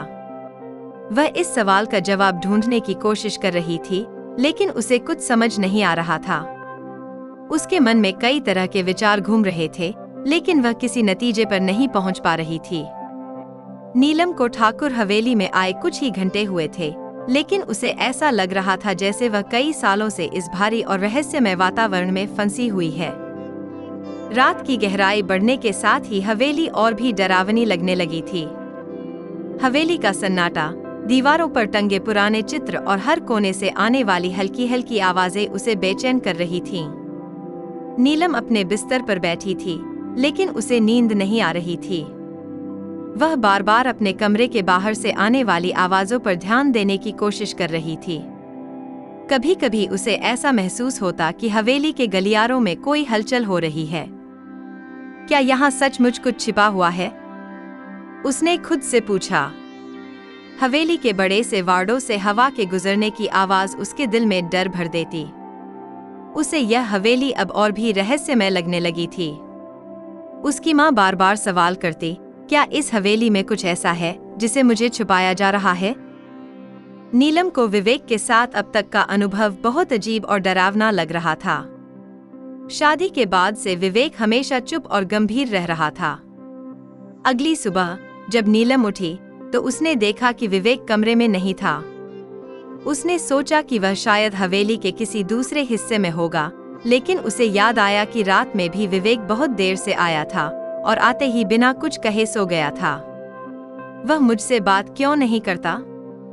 नीलम ने मन ही मन सोचा। विवेक का यह व्यवहार उसे और भी उलझन में डाल रहा था। दिन में नीलम को ठाकुर परिवार के बाकी सदस्यों से मिलने का मौका मिला। हवेली में रणधीर ठाकुर के अलावा कुछ और रिश्तेदार भी रहते थे जो इस भव्य और बड़े घर का हिस्सा थे। नीलम को उनसे मिलवाया गया, लेकिन उनकी नजरें भी अजीब थीं। हवेली की एक पुरानी नौकरानी जिसका नाम कमल था, नीलम के पास आई। वह थकी हुई और उदास सी दिख रही थी और उसकी आंखों में एक अजीब सी चमक थी जो नीलम को थोड़ी डरावनी लगी। कमल ने धीरे से नीलम के कान में कहा, बहू रानी, इस हवेली में बहुत सारे राज छिपे हैं। यहाँ सब कुछ वैसा नहीं है जैसा दिखता है। नीलम चौंकते हुए पूछ बैठी, क्या मतलब? कैसी बातें कर रही हो? कमल ने इशारे से हाथ बढ़ाते हुए कहा, इस हवेली में जो दिखता है उसे पर भरोसा मत करना। बहुत कुछ छिपा हुआ है। उसकी आवाज धीमी और रहस्यमयी थी। इस बात ने नीलम के मन में और भी ज्यादा डर भर दिया। वह समझ नहीं पा रही थी कि कमल किस बारे में बात कर रही थी, लेकिन उसके शब्दों ने एक अजीब सा संदेह पैदा कर दिया। क्या इस हवेली में कुछ ऐसा है जिसे मुझे छुपाया जा रहा है? उसने खुद से पूछा। रात में जब सब सो गए, नीलम ने सोचा कि वह हवेली के कुछ हिस्सों को खुद जाकर देखेगी। उसके मन में जो डर और संदेह पैदा हो रहा था, उसने उसे हवेली के रहस्यों को जानने के लिए प्रेरित किया। आखिरकार नीलम धीरे धीरे अपने कमरे से बाहर निकली और हवेली के गलियारे में चलने लगी। हवेली के गलियारे बहुत बड़े और जटिल थे। हर कोने में कोई न कोई पुरानी चीज रखी हुई थी। कहीं ताजे फूलों का गुलदस्ता तो कहीं पुराने समय के दीपक। हवेली की छत इतनी ऊंची थी कि उनके ऊपर तक नजर पहुंचना मुश्किल था। वह गलियारे से गुजरते हुए हवेली के पीछे के हिस्से में पहुंची, जहां बहुत कम रोशनी थी। वहां उसे एक भारी लकड़ी का दरवाजा दिखा जो काफी पुराना लग रहा था। दरवाजे पर एक बड़ा सा ताला लगा हुआ था। इसे देखकर नीलम का मन और भी बेचैन हो गया। यह दरवाजा क्यों बंद है और यहाँ इतना अंधेरा क्यों है? उसने मन में सवाल किया। नीलम धीरे धीरे दरवाजे के पास गई और उसकी कुंडी को खींचने लगी। दरवाजा हल्की सी आवाज के साथ खुलने लगा, लेकिन अंदर का दृश्य अंधकार में डूबा हुआ था। जैसे ही वह दरवाजा खोलने की कोशिश कर रही थी, अचानक पीछे से किसी के कदमों की आहट सुनाई दी। उसने जल्दी से दरवाजा बंद कर दिया और पीछे मुड़कर देखा। रणधीर ठाकुर वहां खड़े थे। उन्होंने नीलम की ओर घूरते हुए कहा, तुम यहाँ क्या कर रही हो? तुम्हें यह हिस्सा नहीं देखना चाहिए था। उनकी आवाज में कठोरता और गंभीरता थी, जिसे सुनकर नीलम का दिल तेजी से धड़कने लगा। वह समझ गई थी कि इस दरवाजे के पीछे कुछ ऐसा है जिसे रणधीर ठाकुर और उनके परिवार जानबूझकर छुपा रहे हैं। डरी हुई नीलम ने कहा, मैं बस यहाँ घूम रही थी। मुझे नहीं पता था कि यहाँ आना मना है। धीरेंद्र ने उसकी बात को नजरअंदाज करते हुए कहा, यह हिस्सा हमारे परिवार के लिए खास है। यहाँ बिना इजाजत कोई नहीं आता। यह सुनकर नीलम को यह साफ हो गया कि हवेली में कुछ गहरे रहस्य छिपे हुए हैं, लेकिन वह अब कुछ और सवाल करने की हिम्मत नहीं जुटा पाई। धीरेंद्र ने उसे तुरंत वापस जाने का इशारा किया और नीलम चुपचाप वहां से लौट आई। अगले दिन विवेक का व्यवहार और भी रहस्यमय हो गया। वह सुबह से ही घर में नहीं था और किसी ने यह नहीं बताया कि वह कहाँ गया है। नीलम ने कई बार उससे बातचीत करने की कोशिश की, लेकिन विवेक ने उसे पूरी तरह से नजरअंदाज कर दिया।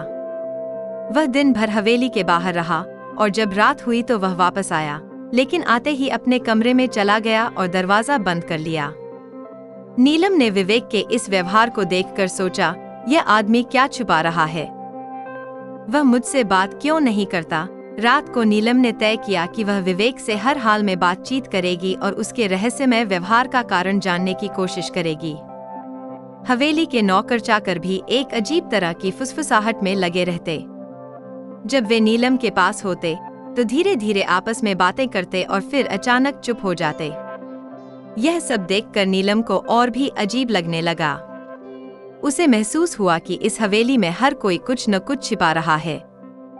एक बार जब नीलम रसोई में गई, उसने सुना कि दो नौकर आपस में कुछ बात कर रहे थे। एक नौकर ने कहा, तूने बहू रानी को दरवाजे के पास जाते देखा था? दूसरे ने जवाब दिया, हाँ, लेकिन ठाकुर साहब ने वक्त पर देख लिया, उसे कुछ पता नहीं चलने दिया। नीलम ने यह बातें सुनी तो उसका संदेह और बढ़ गया।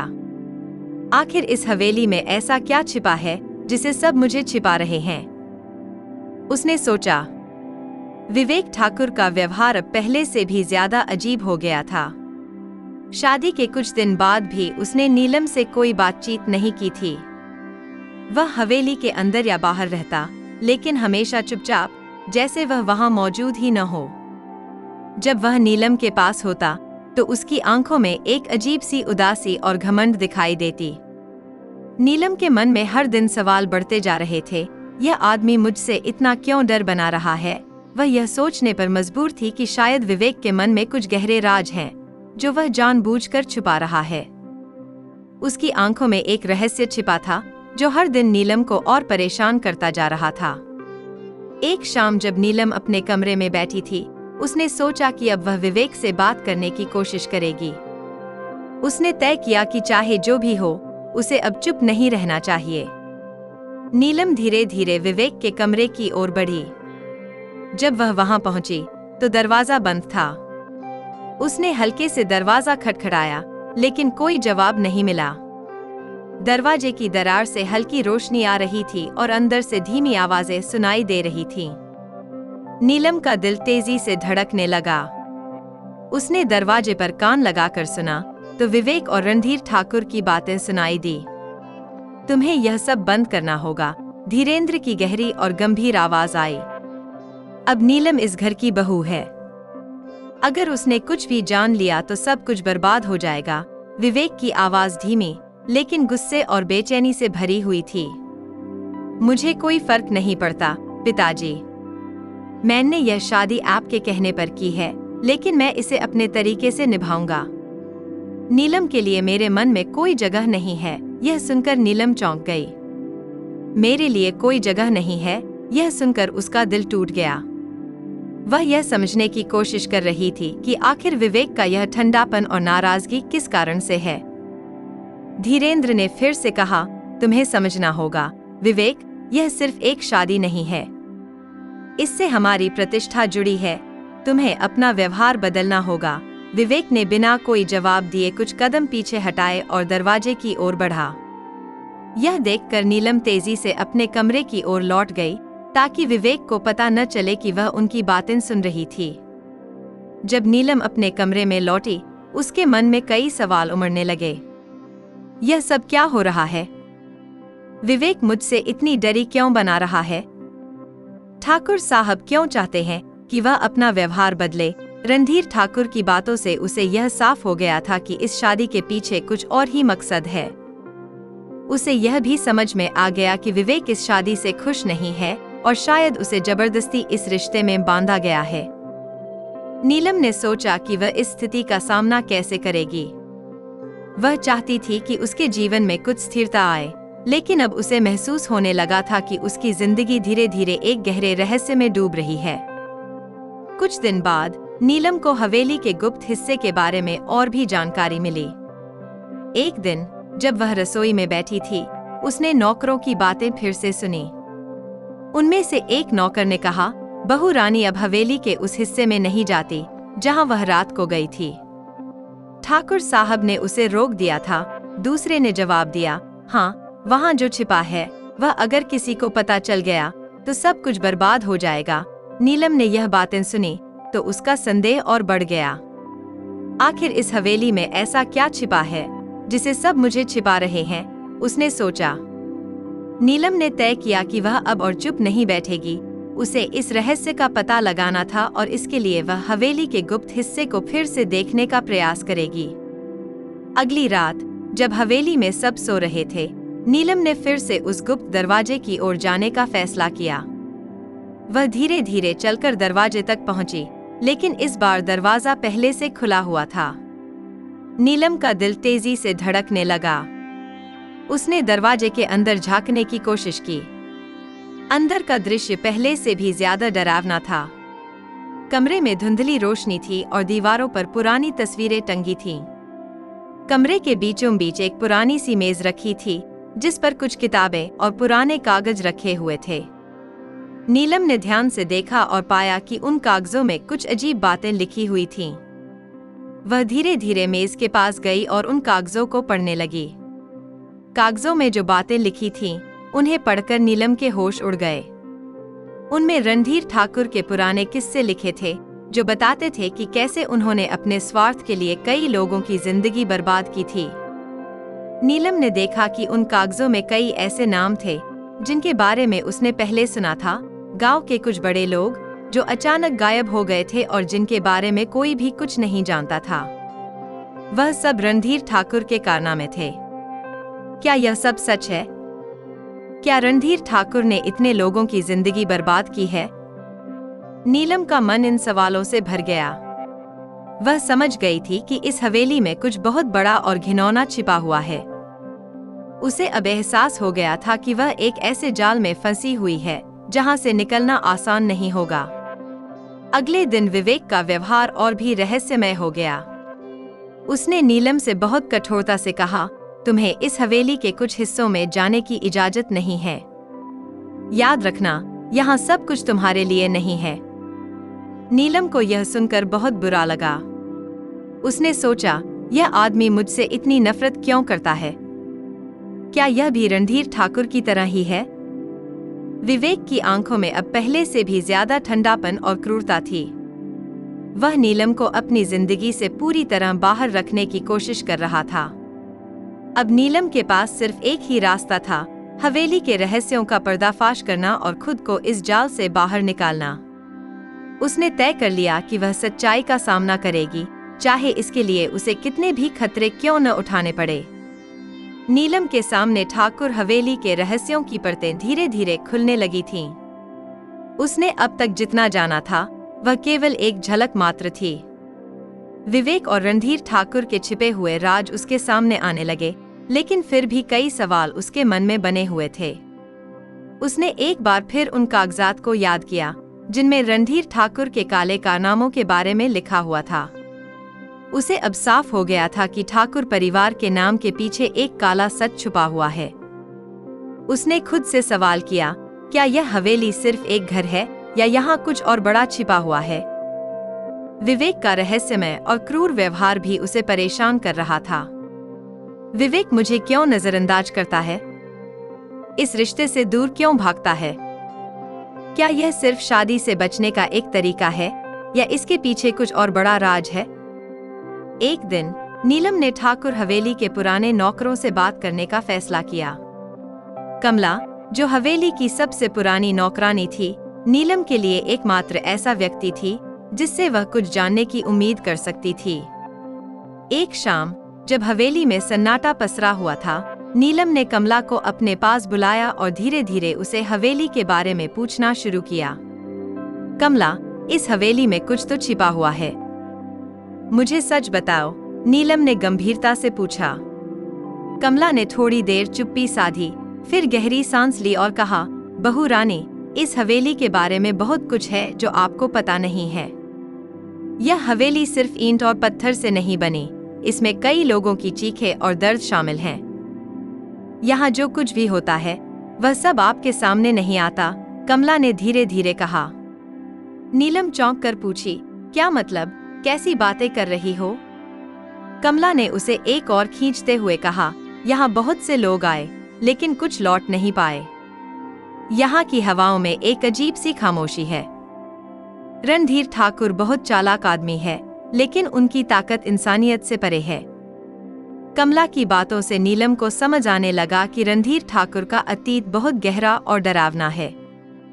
उसे जो कुछ देखा और सुना, उससे यह साफ हो गया कि ठाकुर हवेली में सिर्फ पैसे और ताकत का खेल नहीं चल रहा, बल्कि यहाँ कुछ और बड़ा और खतरनाक छिपा हुआ है। नीलम को यह भी एहसास हुआ कि विवेक ठाकुर शायद इस साजिश का हिस्सा नहीं है, लेकिन वह अपने पिता के नक्शे कदम पर चलने से कट रहा है। यह सारा खेल नीलम को डरावना और रहस्यमय लग रहा था। कमला ने और भी बताया, बहू रानी, ठाकुर साहब के अतीत में जो भी उनके खिलाफ खड़ा हुआ, उसे बर्बाद कर दिया गया। कई लोग इस हवेली में गायब हो गए और कभी वापस नहीं आए। नीलम के रोंगटे खड़े हो गए। उसे अब इस हवेली के अंधेरे पक्ष की झलक मिलने लगी थी। उसे यह भी समझ में आ गया था कि यह सिर्फ एक हवेली नहीं, बल्कि एक जाल है। उधर विवेक का व्यवहार भी दिन प्रतिदिन और अजीब होता जा रहा था। वह अब नीलम से पूरी तरह कट चुका था और उसे देखकर दूर चला जाता था। एक रात जब नीलम अपने कमरे में सोने की कोशिश कर रही थी, उसने दरवाजे पर हल्की सी आहट सुनी। विवेक दरवाजे के पास खड़ा था और उसकी आंखों में वही अजीब सी चमक थी जो नीलम ने पहली बार देखी थी। तुम मुझसे क्या चाहती हो? विवेक ने गुस्से में पूछा और उसकी आवाज में घबराहट और आक्रोश साफ झलक रहा था। मैं सिर्फ यह जानना चाहती हूँ कि तुम इस शादी से इतने नाराज क्यों हो? अगर तुम मुझसे नफरत करते हो तो यह शादी क्यों की? नीलम ने जवाब दिया। विवेक ने थोड़ी देर चुप्पी साधी, फिर कहा, यह सब मेरे बस में नहीं है। मेरे पिता ने यह सब अपने स्वार्थ के लिए किया है। मैं सिर्फ उनके खेल का एक हिस्सा हूँ। नीलम यह सुनकर हैरान रह गई। तो क्या यह शादी सिर्फ एक दिखावा है? उसने मन ही मन सोचा। कुछ दिनों बाद नीलम ने फिर से गुप्त कमरे की खोजबीन करने का फैसला किया, जहां उसे पहली बार कुछ कागजात मिले थे। उसने ठान लिया था कि वह इस रहस्य का पर्दाफाश करेगी। नीलम ने ठान लिया था कि अब वह किसी भी हाल में हवेली के रहस्यों को उजागर करेगी। उसने कमला की बातों और विवेक के बयान को ध्यान से सोचा। अब उसे पूरी तरह से यकीन हो गया था कि यह हवेली सिर्फ एक घर नहीं, बल्कि एक खौफनाक जाल है, जिसमें कई अनकही बातें छिपी हुई हैं। अगली रात जब सभी लोग सो रहे थे, नीलम ने फिर से गुप्त दरवाजे की ओर रुख किया। वह जानती थी कि अब या तो उसे सब कुछ जानना होगा या फिर उसे यह हवेली हमेशा के लिए छोड़नी होगी।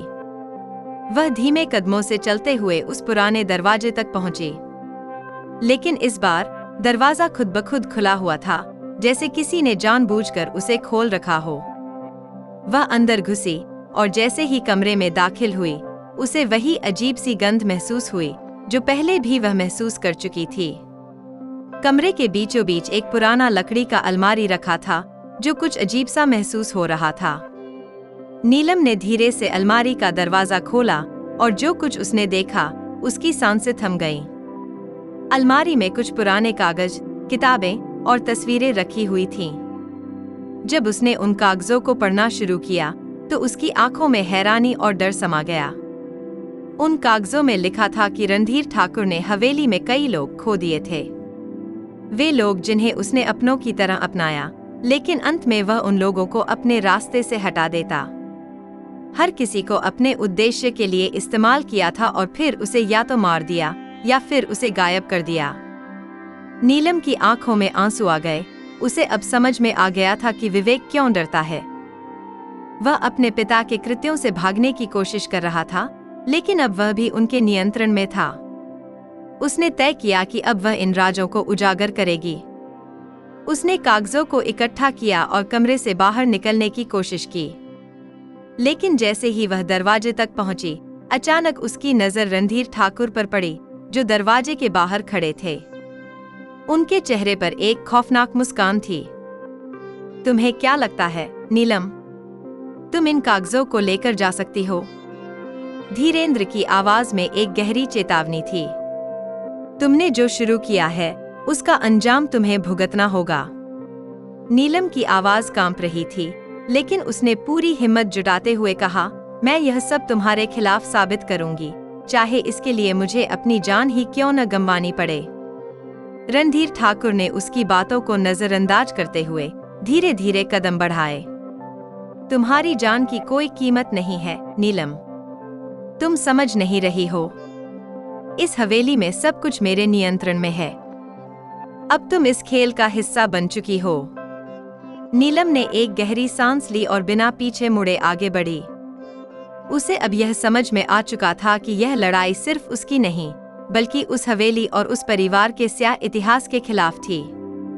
वह पूरी तरह से जानती थी कि उसका रास्ता अब बहुत कठिन है, लेकिन अब उसे खुद को साबित करना था। उसने हर हाल में इस रहस्य को दुनिया के सामने लाने की ठान ली थी, और अगर इसके लिए उसे अपनी जान भी देनी पड़ी, तो वह पीछे नहीं हटेगी।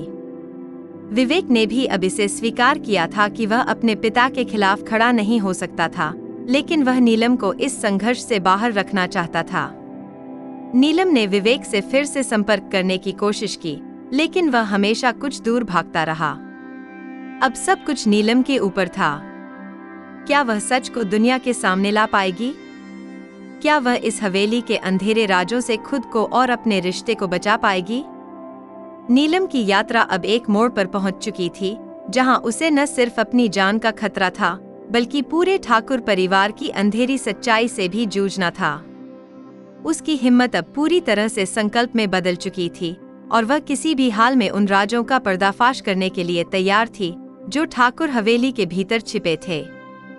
अगले कुछ दिनों में नीलम ने अपनी योजना को और मजबूत किया।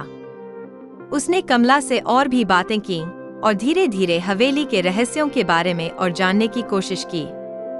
कमला, जो हमेशा से हवेली की पुरानी नौकरानी रही थी, जानती थी कि यह घर एक तरह से बंधन है और यहाँ के लोग, खासकर रणधीर ठाकुर, कभी किसी को भी अपने रास्ते से नहीं हटने देते। लेकिन वह नीलम को उम्मीद भी देती रही कि अगर वह अपने लक्ष्य के लिए मजबूती से खड़ी रहे, तो वह इस जाल से बाहर निकल सकती है। एक दिन जब नीलम हवेली के पुरानी किताबों के कमरे में गई, तो उसने एक और किताब ढूंढी जो पहले उसकी नजर से बच गई थी। वह किताब कुछ खास थी। इसमें पुराने जमाने के दस्तावेज थे, जिनमें ठाकुर परिवार की एक काली कहानी छिपी हुई थी। नीलम ने धीरे धीरे उन कागजातों को पढ़ना शुरू किया और उसकी आंखों के सामने हवेली के वो भयानक सीन तैरने लगे, जिन्हें उसने कभी नहीं सोचा था। रणधीर ठाकुर ने अपनी ताकत को बढ़ाने के लिए कई खतरनाक और गैरकानूनी कार्य किए थे। हवेली में बेमौत मारे गए लोग, जिनका नाम और चेहरा किसी को याद नहीं था। उनकी आत्माएं अब हवेली के हर कोने में बसी हुई थीं, जो रात के वक्त गुमशुदा आवाजों के रूप में उभरती थीं। नीलम को यह सब जानकर गहरा झटका लगा, लेकिन उसने तय किया कि अब वह पीछे नहीं हटेगी। उसने किताबों और दस्तावेजों को समेटा और कमरे से बाहर निकलने का फैसला किया। तभी उसे अचानक कोई आवाज सुनाई दी। यह आवाज धीरे धीरे तेज होती चली गई, और जैसे ही नीलम दरवाजे से बाहर निकली, उसने देखा कि रणधीर ठाकुर खड़े थे। उनके चेहरे पर वही भयावह मुस्कान थी जो हमेशा उसे डराती थी। तुमने क्या किया, नीलम? धीरेंद्र ने घृणा से कहा। तुमने इन कागजातों को पढ़ने का साहस किया। अब तुम जान चुकी हो कि इस हवेली का इतिहास क्या है। लेकिन तुम समझ नहीं रही हो, यह सिर्फ एक परिवार की कहानी नहीं है, यह एक शापित कहानी है। और तुम अब उस शाप का हिस्सा बन चुकी हो। नीलम की आंखों में डर था, लेकिन उसने उसे नजरअंदाज करते हुए कहा, मैं सच को जान चुकी हूँ ठाकुर साहब। मैं यह सब दुनिया के सामने लाऊंगी। तुम मुझे रोक नहीं सकते। रणधीर ठाकुर की आंखों में एक गहरी क्रूरता दिखी और उसने हाथ बढ़ाया जैसे कि वह नीलम को पकड़ने के लिए तैयार हो। लेकिन अचानक कमरे में एक तेज चीख सुनाई दी। नीलम चौंक गई और घबराकर पीछे मुड़ी। यही वह आवाज थी जो हवेली के भीतर से हमेशा सुनाई देती थी, आत्माओं की चीखें। तभी कमरे के अंदर से कुछ अजीब घटित होने लगा। हवा तेज हो गई और पुरानी तस्वीरें दीवारों से गिरने लगीं। हर चीज जैसे बदलने लगी थी। नीलम को समझ में आ गया कि यह हवेली किसी राक्षसी शक्ति के नियंत्रण में है। एक भयावह घड़ी के बाद उसने अपनी पूरी ताकत से रणधीर ठाकुर को धक्का दिया और भागने की कोशिश की, लेकिन हवेली के दरवाजे बंद हो गए थे, जैसे वह कहीं से नियंत्रित हो रहे हों। अचानक विवेक का चेहरा सामने आया। उसकी आंखों में अब एक अजीब सा बदलाव था, जैसे वह अपने भीतर की लड़ाई लड़ रहा हो। नीलम, तुम्हें भाग जाना चाहिए, उसने डरते हुए कहा। यह सब कुछ सच है, लेकिन मुझे तुमसे कोई नुकसान नहीं होने देना चाहता। मैं तुमसे प्यार करता हूँ, लेकिन मेरे लिए अब यह लड़ाई नहीं जीत पाऊंगा। नीलम को अब समझ आ गया कि विवेक किसी भी स्थिति में उसे खतरे में नहीं डालना चाहता था। वह डरता था, लेकिन उसके पास उसे बचाने की कोई शक्ति नहीं थी। एक निर्णायक पल में नीलम ने विवेक से कहा, तुमने अपनी लड़ाई खुद लड़ी है, अब मेरी बारी है। मैं इस हवेली से बाहर निकलने का रास्ता ढूंढूंगी, और तुम मेरे साथ हो या नहीं, मुझे फर्क नहीं पड़ता। आखिरकार नीलम ने वह रास्ता खोज लिया, एक खुफिया सुरंग जो हवेली के नीचे से बाहर जाती थी। उसने और विवेक ने वह सुरंग पकड़ ली, और सारा कच्चा रास्ता पार करते हुए वह दोनों हवेली से बाहर आ गए।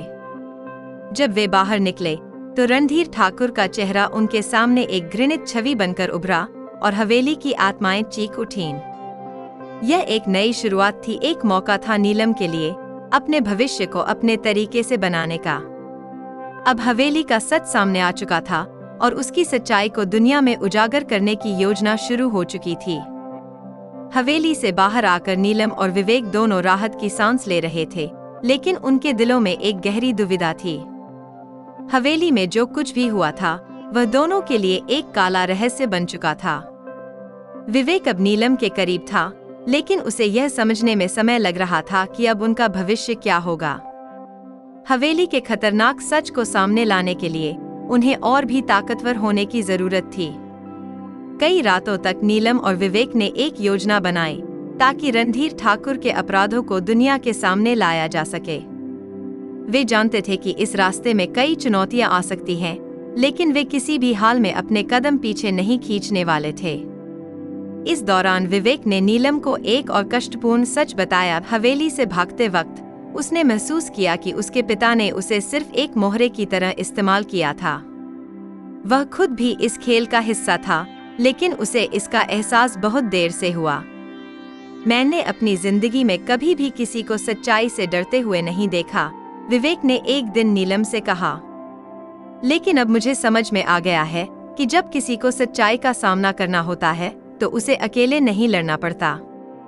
हम दोनों अब इस जाल से बाहर हैं और हमें इसे तोड़ना होगा। नीलम ने विवेक के शब्दों को गहरे दिल से लिया। वह जानती थी कि यह एक बहुत बड़ी लड़ाई है, लेकिन साथ में वे इसे जीत सकते हैं। दोनों ने सबसे पहले पुरानी हवेली के उन दस्तावेजों को सुरक्षित रखा जो वे दोनों ने मिलकर इकट्ठा किए थे। इसके बाद उन्होंने गुप्त रूप से पुलिस और कुछ सशक्त नेताओं से संपर्क किया जो उस इलाके में रणधीर ठाकुर की गतिविधियों से अवगत थे, लेकिन जो उसका सामना करने से डरते थे। नीलम और विवेक ने तय किया कि अब इस सच्चाई को दुनिया के सामने लाना ही उनका एकमात्र उद्देश्य है। जैसे जैसे उन्होंने अपने कदम बढ़ाए, हवेली का रहस्य और भी गहरा होता गया। वे जब भी हवेली के पास जाते, उन्हें लगता कि वहां कुछ अजीब सी ताकतें उनका पीछा कर रही हैं। वह महसूस कर रहे थे कि हर कदम पर उन्हें नए नए खतरे का सामना करना पड़ सकता है। एक रात जब नीलम और विवेक पुलिस के साथ फिर से हवेली के खंडहर में दाखिल हुए, तो उन्होंने देखा कि हवेली की दीवारों पर कुछ नई संरचनाएं उभर आई थीं, जैसे हवेली की खुद की आत्मा जाग उठी हो। अचानक एक तेज हवा का झोंका आया और हवेली के भीतर से अजीब आवाजें गूंजने लगीं। यह एक बार फिर साबित हो रहा था कि हवेली सिर्फ एक घर नहीं, बल्कि एक शापित स्थान थी। लेकिन अब नीलम और विवेक के पास डरने का समय नहीं था। उन्होंने पुलिस को हर एक कमरे की तलाशी लेने को कहा और धीरे धीरे उन गहरे रहस्यों का पर्दाफाश करना शुरू किया जो वर्षों से छुपे हुए थे। एक कमरे में जब पुलिस ने पुरानी दीवार को खींचा, तो वहां एक और गुप्त तहखाना सामने आया, जिसमें वह सारे दस्तावेज और रिकॉर्ड थे जो रणधीर ठाकुर के अपराधों का सबूत दे रहे थे। जैसे ही दस्तावेज सामने आए, पुलिस ने उन सबूतों के आधार पर रणधीर ठाकुर को गिरफ्तार कर लिया। यह कदम पूरे गांव के लिए एक राहत लेकर आया, क्योंकि अब तक कोई भी ठाकुर परिवार की ताकत का सामना करने का साहस नहीं कर पाया था। हालांकि यह जीत केवल एक शुरुआत थी। नीलम और विवेक जानते थे कि ठाकुर परिवार की काली ताकतें हमेशा सक्रिय रहेंगी और उसे पूरी तरह से खत्म करने के लिए उन्हें और भी कड़ी लड़ाई लड़नी पड़ेगी। लेकिन अब वे दोनों एक टीम बन चुके थे और उनका विश्वास एक दूसरे में बहुत मजबूत हो चुका था। सच्चाई की खोज में उनकी यात्रा खत्म नहीं हुई थी। अब उनका अगला कदम था उन सभी लोगों को न्याय दिलवाना जिनकी जिंदगी इस हवेली के अंधेरे पक्ष ने तबाह कर दी थी। नीलम और विवेक के लिए यह एक नई शुरुआत थी, एक ऐसा रास्ता जो उनके लिए सिर्फ सच्चाई और न्याय की ओर बढ़ेगा। हवेली के अंधेरे राज अब उजागर हो चुके थे। रणधीर ठाकुर की गिरफ्तारी के बाद हवेली में एक अजीब सी खामोशी छा गई। पुलिस और मीडिया के दबाव के बावजूद ठाकुर परिवार के कुछ और रहस्यों की जांच जारी रही। नीलम और विवेक ने जिस साहस और मजबूत इरादों से इस लड़ाई को शुरू किया था, वह अब पूरे गांव और आसपास के इलाकों में चर्चा का विषय बन गया था। लोग उन्हें हीरो मानने लगे थे, लेकिन दोनों जानते थे कि यह सिर्फ शुरुआत थी। हवेली के अंधेरे राज को पूरी तरह से उखाड़ फेंकने के लिए उन्हें और भी कड़ी मेहनत करनी थी। विवेक ने अब तक जो कुछ भी महसूस किया था, वह एक भारी बोझ की तरह उसके कंधों पर था। उसका मानना था कि उसके पिता के कारनामों का असर सिर्फ उस पर ही नहीं, बल्कि पूरे परिवार और गांव पर पड़ा था। नीलम ने हमेशा उसे समझाया कि वह खुद को अपराधी नहीं मान सकता, क्योंकि उसने कभी भी किसी गलत काम का समर्थन नहीं किया था और न ही वह चाहता था कि उसकी पत्नी इस दर्दनाक सच का हिस्सा बने। हमें अपने रास्ते पर चलने का अधिकार है, नीलम ने एक दिन कहा। हमें खुद के लिए, अपने परिवार और गांव के लिए एक नई शुरुआत करनी होगी। हमें अब डरने की जरूरत नहीं है। विवेक ने उसकी बातों से प्रेरित होकर ठान लिया कि वह अब अपने पिता की छाया से बाहर निकलेगा। हवेली की दीवारों में दबे हुए जहर को पूरी तरह से खत्म कर देगा और जिन लोगों ने रणधीर ठाकुर के अंधेरे साम्राज्य के सामने कभी सिर नहीं उठाया, उन्हें अब अपनी आवाज उठाने का मौका मिलेगा। कई महीनों की सख्त कानूनी लड़ाई के बाद पुलिस ने ठाकुर परिवार के सभी अपराधों को सार्वजनिक किया।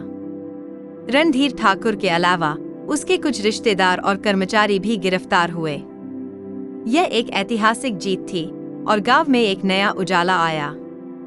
लोग अब अपने डर से मुक्त हो गए थे। उन्होंने महसूस किया कि कभी न कभी सच्चाई सामने आनी ही थी। लेकिन अब भी एक सवाल नीलम और विवेक के मन में था, क्या हवेली का काला सच पूरी तरह से खत्म हो चुका था या फिर कहीं और भी कुछ छुपा हुआ था? एक दिन जब नीलम और विवेक हवेली में एक आखिरी बार आए, तो उन्हें लगा कि हवेली अभी भी उन्हें अपनी तरफ खींच रही थी। हालांकि अब वहां की दीवारों में डर नहीं था। वे यह समझ चुके थे कि जिस घर ने उन्हें लंबे समय तक डराया और नियंत्रित किया, वह अब उनका विरोध नहीं कर सकता था।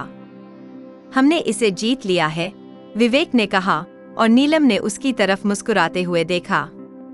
लेकिन यह जीत सिर्फ हमारी नहीं है, नीलम ने उत्तर दिया। यह उन सभी लोगों की भी है जिनका जीवन हमें और हमारी लड़ाई से बदलने का अवसर मिला। यह एक नई शुरुआत है, एक ऐसी शुरुआत जिसमें हम किसी भी अंधेरे से डरते नहीं हैं। हवेली से बाहर कदम रखते हुए उन्होंने न केवल अपने जीवन को बदलने की ठानी, बल्कि उन्होंने यह भी ठान लिया कि वे उन सभी के लिए एक मिसाल बनेंगे जिन्होंने कभी सोचा था कि वे अंधेरे में खो जाएंगे। अब नीलम और विवेक के जीवन का उद्देश्य था अपने गांव और समाज को एक नई दिशा देना और सच्चाई को हमेशा के लिए सामने लाना। उनकी यात्रा अब खत्म हो चुकी थी, लेकिन उनकी कहानी हमेशा उन लोगों के दिलों में गूंजेगी जिन्होंने कभी डर के बावजूद सत्य की ओर कदम बढ़ाए थे। हवेली का रहस्य अब सामने आ चुका था, लेकिन नीलम और विवेक की जीवन यात्रा अभी बाकी थी, एक ऐसी यात्रा जो सिर्फ उनके लिए नहीं, बल्कि उनके गांव और समाज के लिए भी एक नई उम्मीद और दिशा लेकर आई थी। प्यारे दर्शकों, अगर ये वीडियो आपको प्रेरित करे तो इसे लाइक करें, शेयर करें और चैनल को सब्सक्राइब करना न भूलें। अगली बार फिर मिलेंगे एक नई प्रेरणादायक कहानी के साथ। तो हमें इसी तरह अपना प्यार और सहयोग देते रहिए। मिलते हैं आपसे अगली कहानी में, जो न केवल रहस्यमयी होगी बल्कि आपके दिल और दिमाग को प्रेरित करने वाली भी। अंत में, हमारे साथ जुड़ने और इस यात्रा को खास बनाने के लिए आपका दिल से धन्यवाद।